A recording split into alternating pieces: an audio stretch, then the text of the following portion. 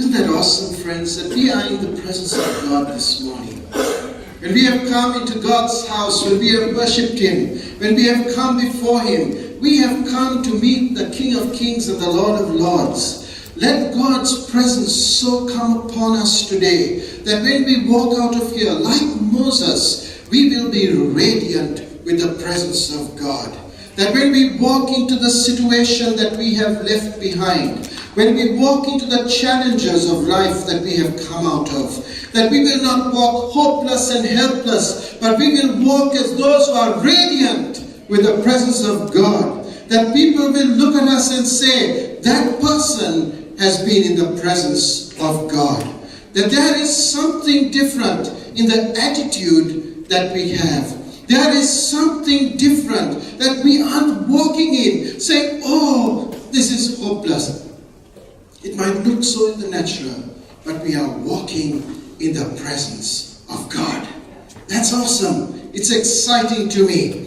And this morning, I just want to share with you on what I have termed as managing the therefores of life. Managing the therefores of life. And the word therefores is, the spell checker kept trying to correct me, saying that it's singular, right? That it's only therefore, so I had to force it. So if you're wondering what therefores means, it's a plural of therefore, okay? It's a new word, so mark it down, put it in the next time in the dictionary, and you tell them that they got it wrong, that you heard it on Sunday morning, that it was preached to you, and you've got it, it's gospel truth, okay, or nonsense. Okay, but you know what? As I was reflecting on life, there are many situations that I would call the therefores. There are situations that influence life. I remember my dad telling me something about when I was reading the Bible. He'd say, whenever you come across the word therefore, you've got to pause. And you've got to go back and read the reason for the therefore. Let me explain to you. I'll give you a couple of examples. In 2 Samuel chapter 22 and verse 50, David says, therefore I will praise you, O Lord, among the nations. I will sing praises to your name. Let's stop at the therefore and go to verse 48 and 49. Why is David saying, I will praise you? I will glorify you among the nations, because He is the God who avenges me, who puts the nations under me, who sets me free from my enemies. You exalt me above my foes. From violent men you rescued me. So friends, there was a reason that he was now worshiping God. Because he was saying, God, because you've done all this in my life, therefore, I will praise you. Therefore, I will glorify you. I will honor you. Because I have seen the goodness of God. And friends, in your life and mine, I'm sure there are a few therefores. A few things where we might say, God, I have seen your goodness. I have seen your blessing. I have seen your favor. So what is my response to this? My response is, therefore, I will praise you. Let's get another example. In Matthew chapter 28, verses 19 to 20, Jesus commands his disciples. Therefore, very well known verse, okay? You might know it by heart enough to quote it even as I say it. It says, therefore go and make disciples of all nations, baptizing them in the name of the Father and the Son and of the Holy Spirit, and teaching them to obey everything I have commanded you. And surely I am with you always to the very end of the age. And friends, this verse is a wonderful verse. It's a command of God. It's an instruction for our lives. But unless we go to the verse before the therefore, we will miss the power in which we are to do it. Because the verse before, in verse 18, he says, then Jesus came to them and said, all authority in heaven and earth has been given me. Therefore, oh my goodness, it makes a lot of sense, doesn't it? Doesn't it make that verse that we just read ahead so much more powerful, so much more doable, so much more? Lord, I can go into the nations. I can speak because of verse 18. Because verse 18 says that all power, all authority has been given in heaven and on earth to Jesus. And how many of us are doubting that in our lives this morning? How many of us are praying for a situation in our home, in our family, in our workplace, wherever? And we are praying without the verse 18. We are praying without the verse 18. Because verse 18 is about to change your situation. The verse 18 is about to tell you that Jesus has the authority to change your situation. Because he has power over all things in heaven and on earth. And the Bible says that he is our high priest, standing as our advocate before the Father, pleading our case before the Father. Isn't that awesome? That now when we pray, that therefore has changed everything. Another verse I'd like to give you, and it's not on my PowerPoint, but it's just a verse that I want to read. You know, a wonderful passage of scripture in Matthew chapter 6, where Jesus is bringing together what he's been teaching on the Sermon on the Mount. And we find that verse 34 says, "Therefore do not worry about tomorrow, for tomorrow will worry about itself. Each day has enough trouble of its own." And wow, we'd love to stop there. Right? We'd love that verse. It's a great verse. Because it makes life tickety-boo. It makes life good and easy. It makes life so wonderful, isn't it? I love to keep quoting that verse. "Therefore do not worry about tomorrow, for tomorrow will worry about itself. Each day has enough trouble of its own." Wow. But go to the verse before the therefore.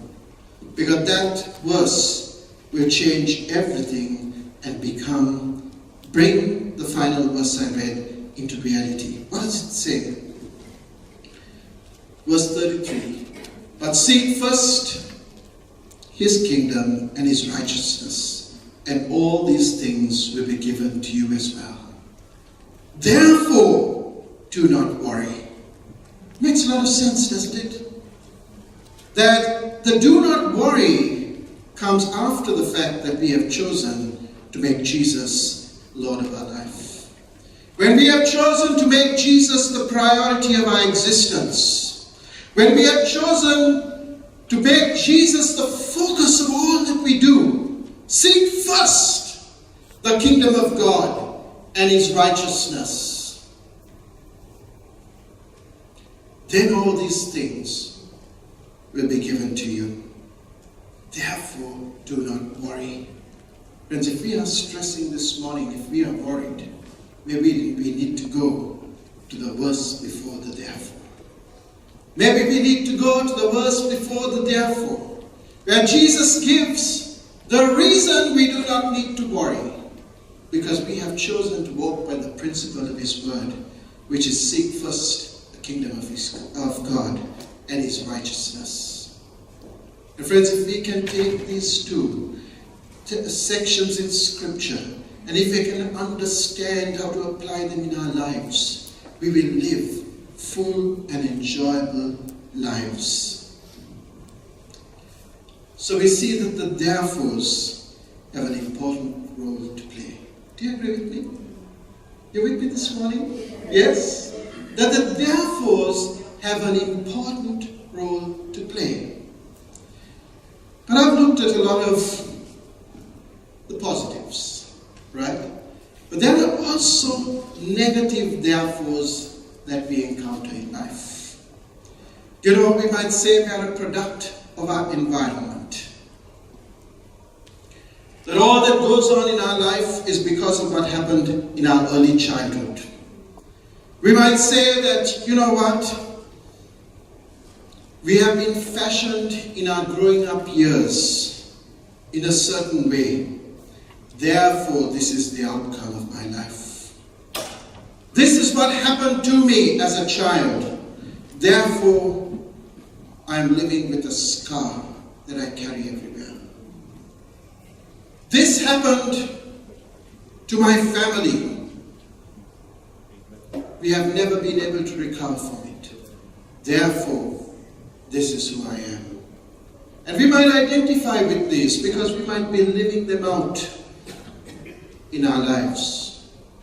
They might be the joys or the nightmares, the therefores that we face. The English dictionary describes therefore as the reason for. And as we look at our lives, we might assign various things as the reason for this happening in my life. The reason for that taking place. The reason I can't get ahead. The reason that this is in my life. And they are the therefores in our lives. And I want to encourage us that how we choose to handle the therefores will determine the outcome of our lives. I've put it this way. I've put it as bitter or better. Bitter or better. Choosing how to live out the therefores of life. Because friends, in each one of our hands is given a choice. How we will live out the therefores of life. That choice is in our hands. Don't let somebody else make it for you. Don't let somebody else determine your destiny. Because that choice has been given into your hands. You may not see it, you may not understand it. You might say, but I'm a product of my environment. I'm a product of my childhood upbringing. I'm a product of what's happening in society. But friends, there is a therefore in your hands.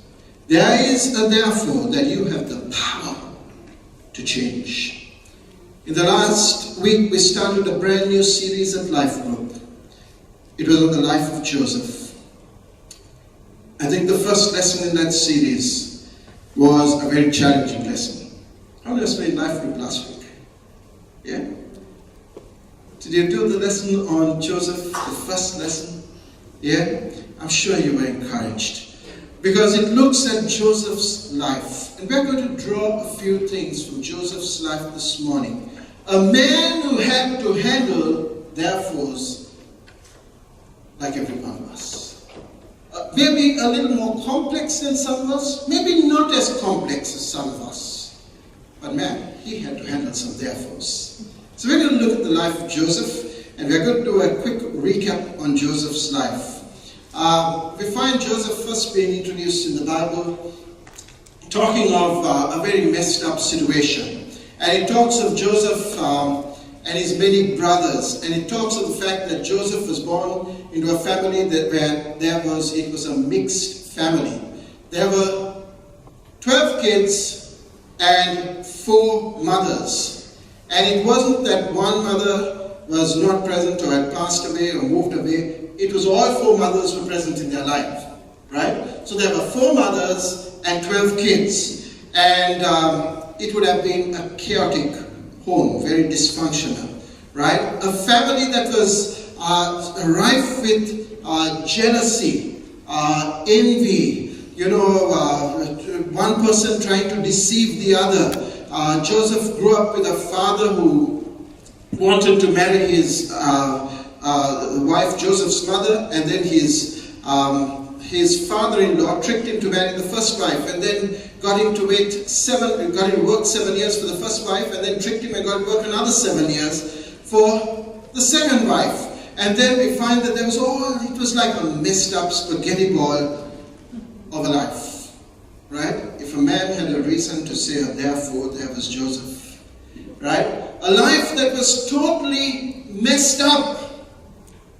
Joseph's father was a man who showed favoritism. Now we know what happens in favoritism in a family. It breaks up, it makes discord, it makes people jealous, it makes envy, it causes all sorts of issues. Yet Joseph's father seems oblivious to this. And when he has Joseph, his pride and joy, his youngest son at the time before Benjamin, he is joyful. So what does he do? He makes him an ornate robe.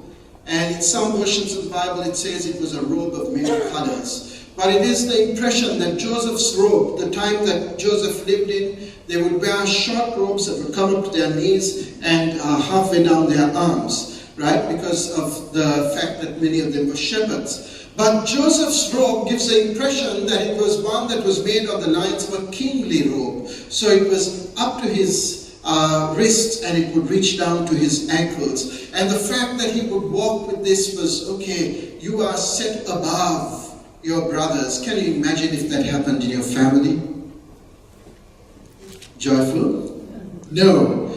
But you see, Joseph's situation would not have been a problem just to his brothers, it would have been a problem to him.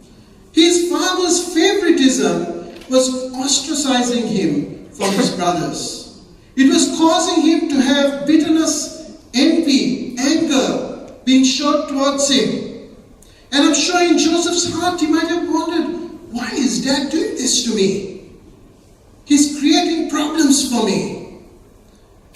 Or maybe Joseph was just a young guy who couldn't care less. Right? I'll live in the moment and enjoy it. Yeah? But we see that this was the family Joseph was growing up in. And then God gives Joseph some fantastic dreams. He gives him dreams of greatness. He gives him dreams that he can't even contain. Dreams of the fact that, others would be bowing down to him. And I'm sure this would have been just so exciting to Joseph. But when he shares it with his family, there is so much anger, so much discord, there's so much bitterness in the family that they think, not only the ornate robe, now he thinks that he's Lord over us. And they reject him. They're angry. Finally, we see that Joseph is sent by his father to go and check up on his brothers. I don't know why, but the Bible says that he was sent to check up on them. And when he goes, the anger that is within them has welled up so much. And I don't know if you can even identify with this sort of anger. It was an anger that was willing to even take his life. So these brothers choose to kill him. They say, we are going to take the dreamer's life. And when we do, we will kill the dream. Because you killed the dreamer and you kill his dream. But we see that Reuben intervenes. He stops his brothers and he says, okay, just keep him. We won't do it. We'll just throw him in a pit. They throw him in a pit and then they decide, okay, pit's not good enough. We make some money off the guy. Right? So they pull him out of the pit. They sell him as a slave. How's Joseph's life going now? Born in a messed up family, shown favoritism by a father, which caused enmity with his brothers, rejected to the extent that he's sold as a slave. I mean, think about it. And that's his life. But we see that Joseph is sold as a slave, and then he's bought as a slave by Potiphar, an official in Pharaoh's palace. Joseph is taken to work in Potiphar's house, and it says that God blessed him. And whilst in the palace, Joseph is taken note of by Potiphar's wife, and she tries to seduce him. And we see that Joseph takes a decision for God.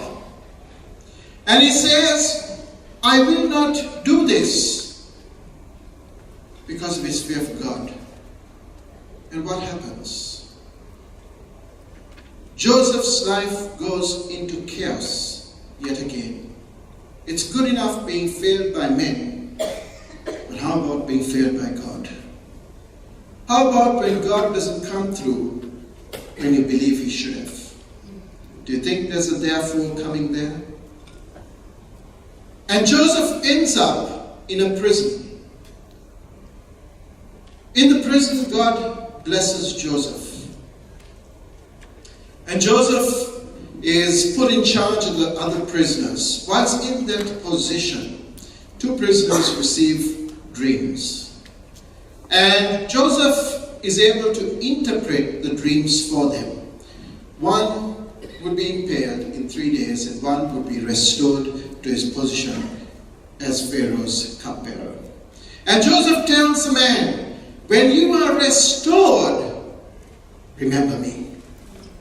Remember me. And we find that when the man is restored, he forgets him. He forgets that somebody was able to interpret his dream, and there was somebody that he had made a commitment to. But then God gives Pharaoh 2 dreams. And as Pharaoh receives his dreams, he's trying his level best to understand them. He calls all the magicians, all the people that he believed could interpret the dreams for him. But none of them could. And at that point, we find that the cupbearer remembers that there was a Hebrew boy, a man in jail with him, who interpreted his dream. And Pharaoh summons Joseph to come and tell him about the meaning of his dreams. And when Joseph does, we find that Pharaoh is well pleased with him, and Pharaoh establishes him as second in command in Egypt to administer provisions for the time of famine that was going to hit Egypt. And Joseph's life, as I look at it, would be what I would call a series of therefores. A series of therefores.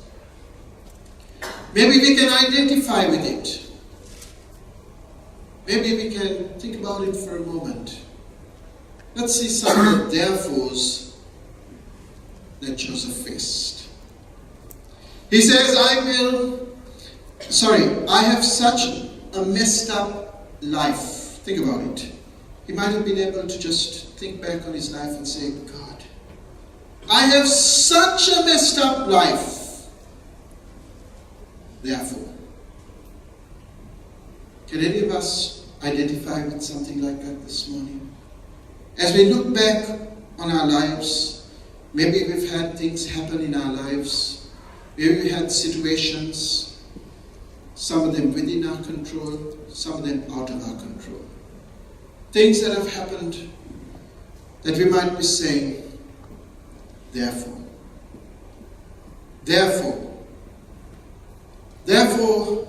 I made this choice. Therefore, I'm in this place. Maybe we might be saying, my father favored me and I was hated by my brothers. Therefore, my brothers attempted to kill me, but then they thought slavery was a better option. Therefore, my family was all messed up. My childhood was a total mess. Therefore, I chose to do what was right. I refused to let myself get seduced, but was put in prison for my decision. But God let me down. Therefore, I asked someone to remember me when life went well for them, but they forgot me. Therefore, does your life in any way connect with Joseph this morning? Does situations and circumstances in your life connect with Joseph this morning? Where things have happened or things may be going on even today, and you are at the place of the therefores in life. You are at the place of having to work through the reason. This is the reason I have chosen to do this. This is the reason I have chosen to walk this path. This is the reason.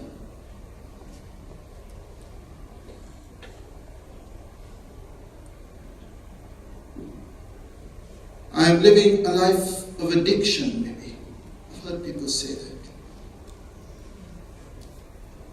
Because of something that took place in my past, and I'm trying to mask it. Therefore, I've reverted or turned to things that numb the pain. What are the therefores that we are dealing with? Joseph had some serious therefores to deal with in life. But friends, I want to encourage us that Joseph chose not to be governed by his therefores. He chose not to be governed by his therefores. If there was a man who had the right to say, I grew up in a messed up family, so messed up, that you know what, I'm just going to go off the rails. My brothers hated me so much that I don't want to even consider them in life again. That I'm done with them. I'm through. That God I prayed to and did the right things for did not come through for me. So I'm through with God. Come Sunday morning, I'm going to be flicking channels at home. Because God, you mean nothing to me anymore. Because when I prayed and I was desperate, you did not come through for me. You did not answer me. Therefore.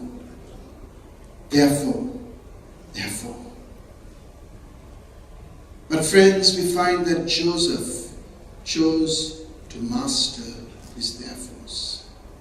He did not let the circumstances of life govern the outcomes for him. I want to look at 3 things that I have put down as the secrets to Joseph's success.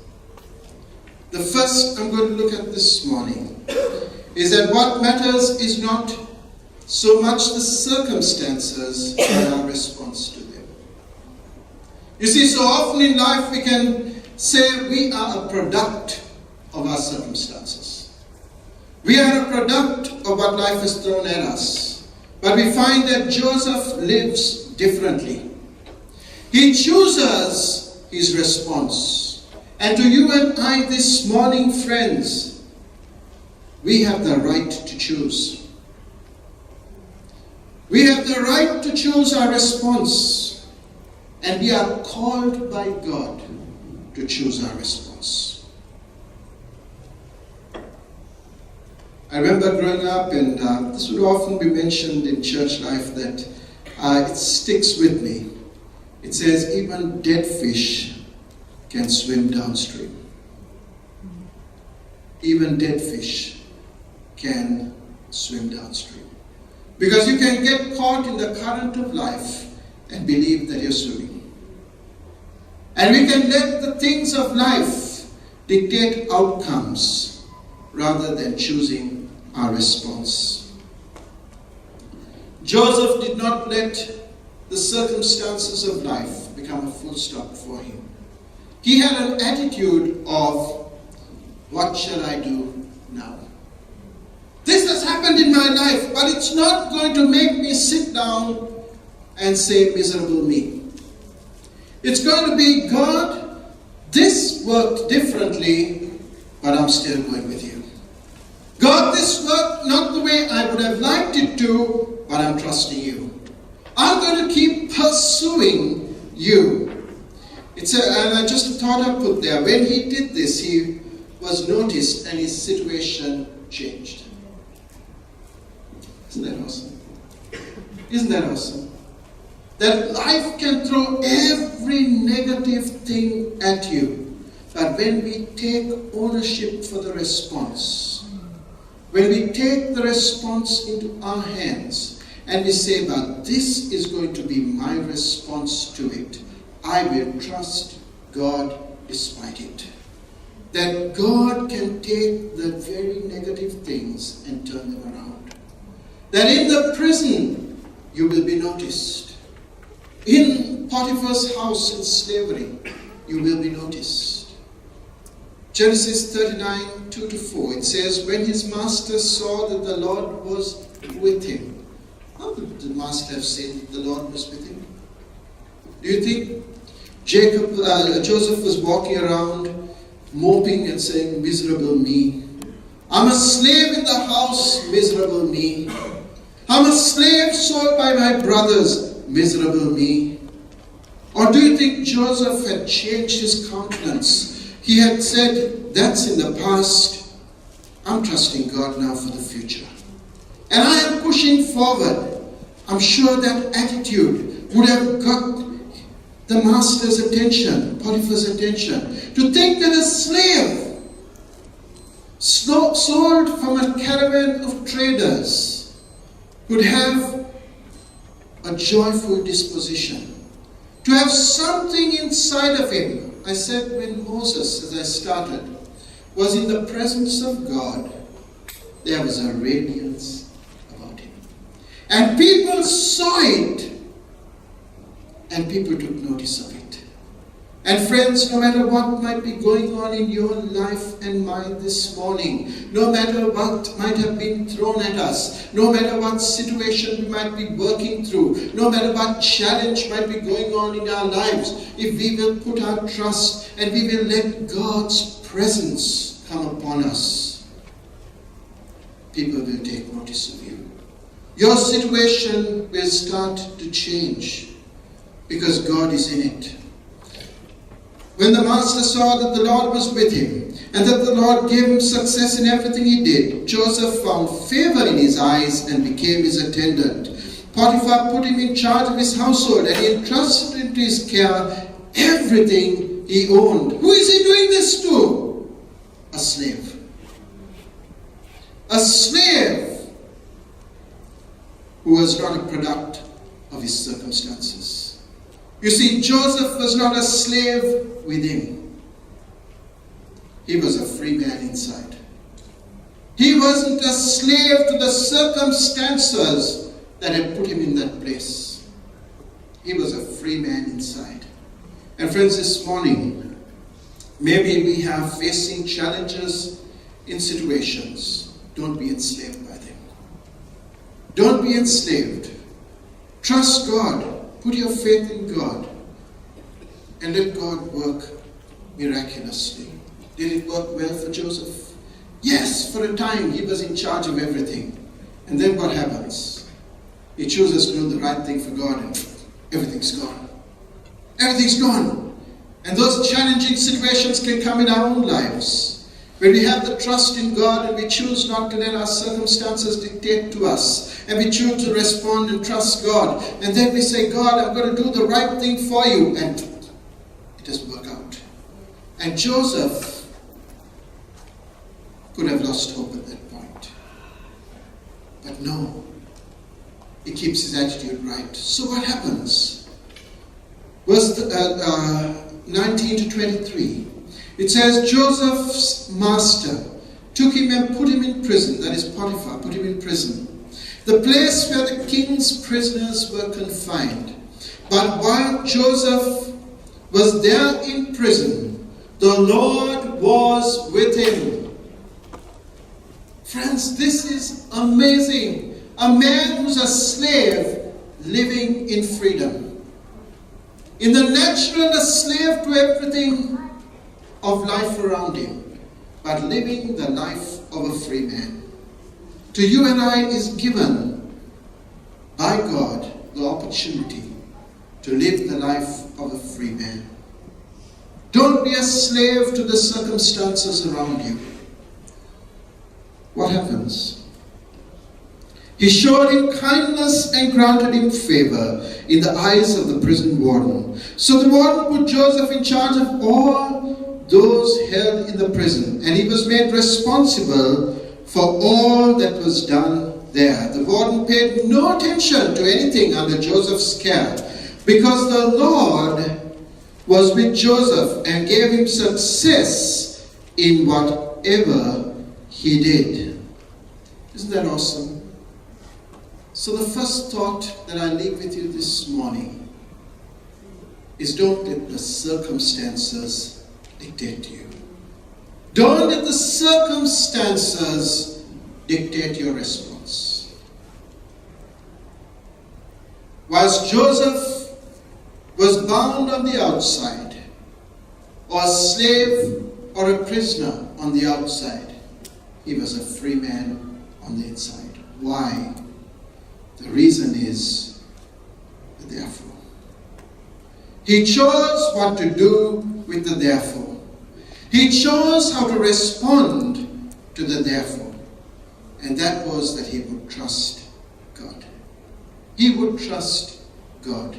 He would put his life in God's hands, no matter what. If God seemingly came through for him, if God seemingly failed him, it didn't deter him. His trust was unswervingly in God. The second thought I'd like to leave with us this morning. With God in it, any situation can be used for good, even when others intend it for evil. Even when others intend it for evil. Everything might be worked against you, but when God is in the picture, God works it for good. The Bible says he makes all things beautiful in his time. People conspired, they worked against Joseph, they misrepresented him, they mistreated him. But we find that God was moving all this in a direction. Think about it. What would have happened if his brothers hadn't sold him as a slave? Do you see God working behind the scenes in Joseph's life? That every negative in the natural was really a positive in the supernatural. That every negative that was happening in the natural in Joseph's life, God was changing it into a positive outcome that was leading him into his destiny. They took the man and they chose to kill him, to kill his dream. What were they doing? They were actually setting him off to fulfill his dream.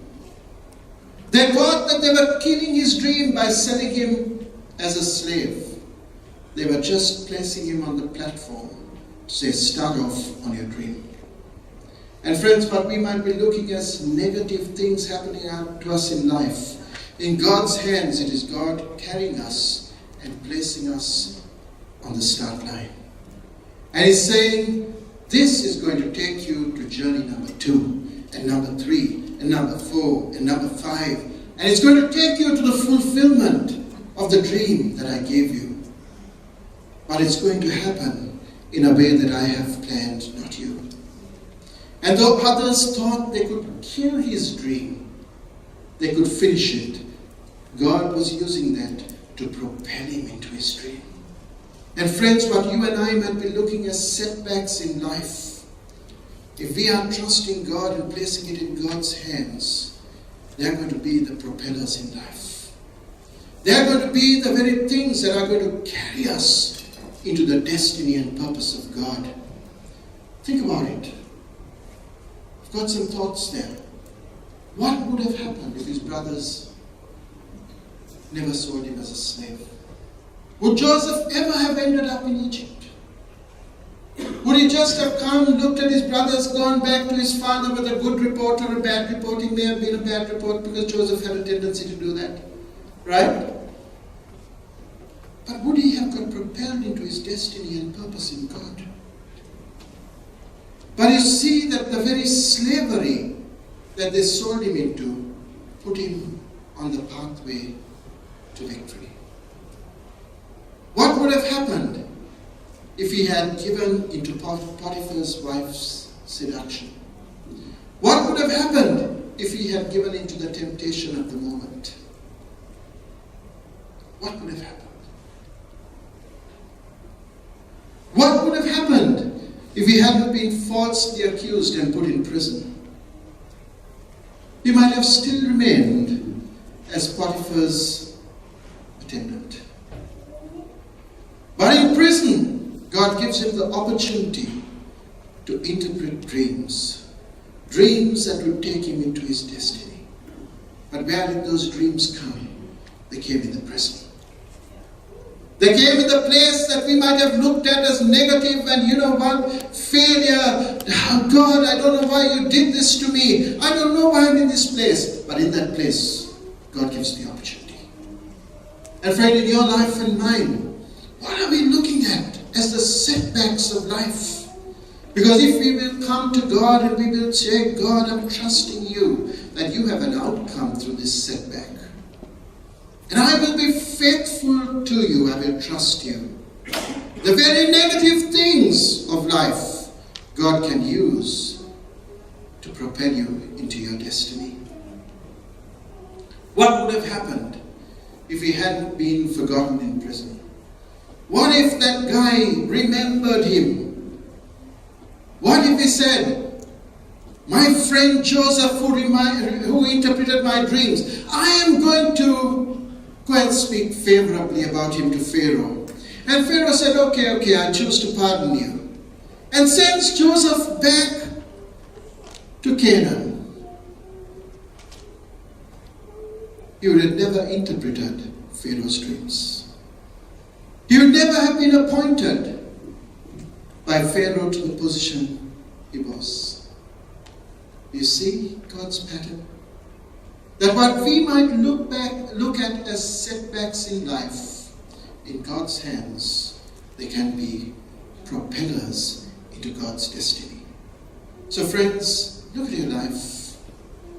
What do you see as a setback? What do you see as a thing that is, daunting you? Something that you always seem to trip up on and say, God, I just don't know why you let this happen. If you will turn that around and say, God, I'm believing that through this very failure, through this mess up in my life, that you will bring your purpose.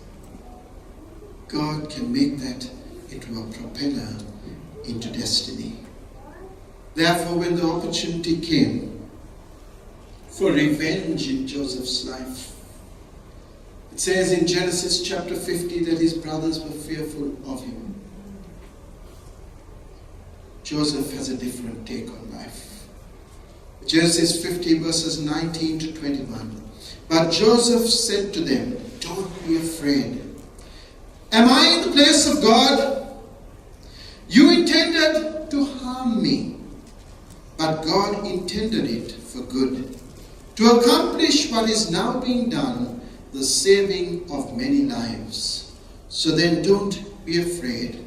I will provide for you and your children. Son. The guy has found that what people intended to harm him, that God could turn it for good. And speak that over your life this morning. Speak it over your circumstance. Speak it over your situation. That which is there to harm me, to bring you down, to take away, to rob, steal, kill, and destroy, that you are going to turn that around to give life more abundantly. God can overrule people's evil intentions to bring about his intended results. Hold that thought. That God can overrule people's evil intentions to bring about his intended results. Final thought. Live with the concept of eternity and trust in God's faithfulness to fulfill his promises. I often wondered, when I read a Bible passage, I like to try and understand it, and I go back and forth and I'll spend a couple of days in it. But I was reading Joseph's dream, and I was always thinking, Joseph's dream was never fully fulfilled. The first one was. But the second dream was never fully fulfilled because it couldn't. Because when Benjamin was born, Rachel, Joseph's mother, died in childbirth. So how could Rachel, the sun and the moon and the stars come and bow down to him? Because Rachel was not present. Which means that Joseph's second dream was never fulfilled.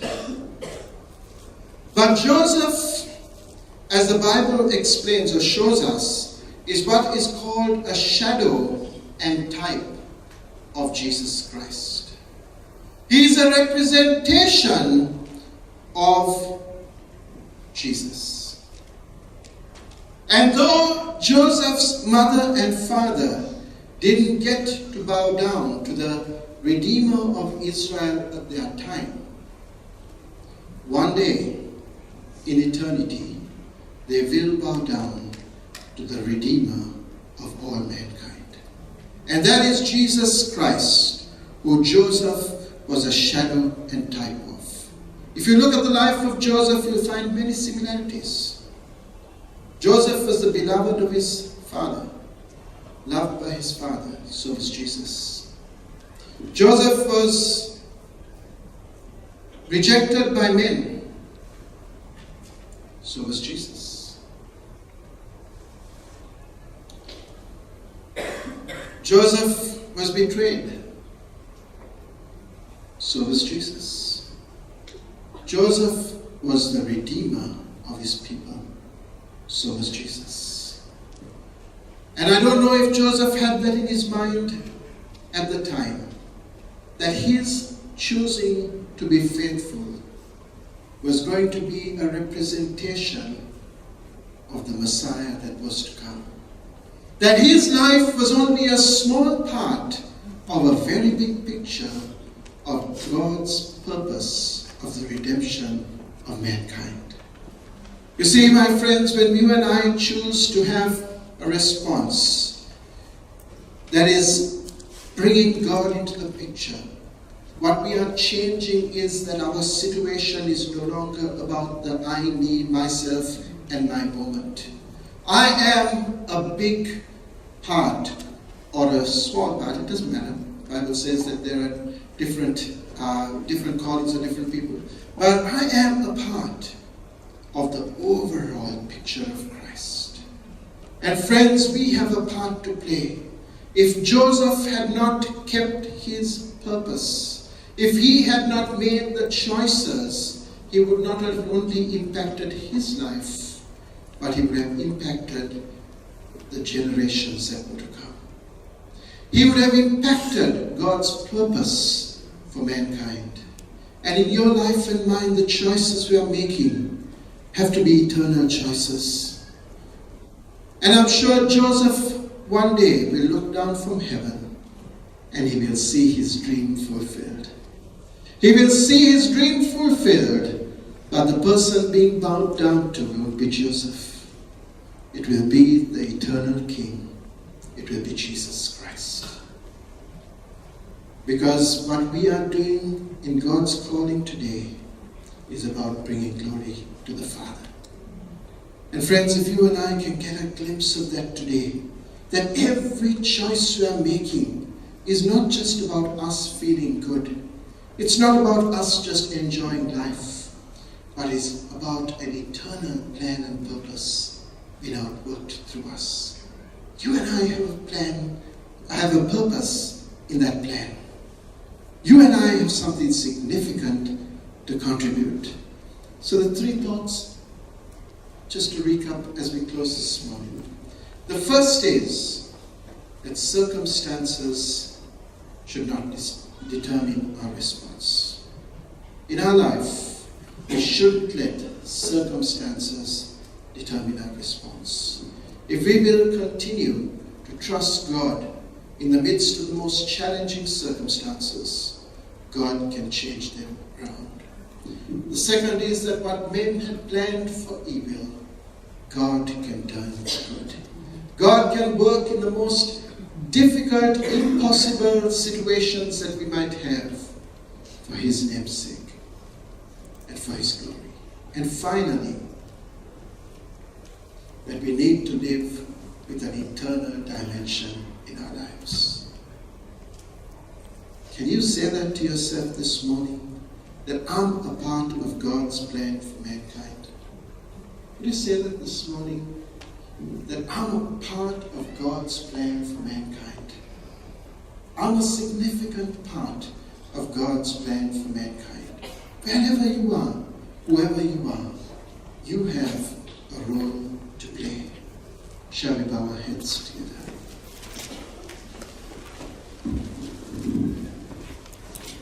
As I bring this sermon to a close this morning,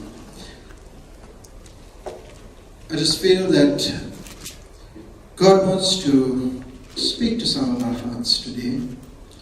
That maybe some of us have been facing circumstances and situations that we have permitted to enslave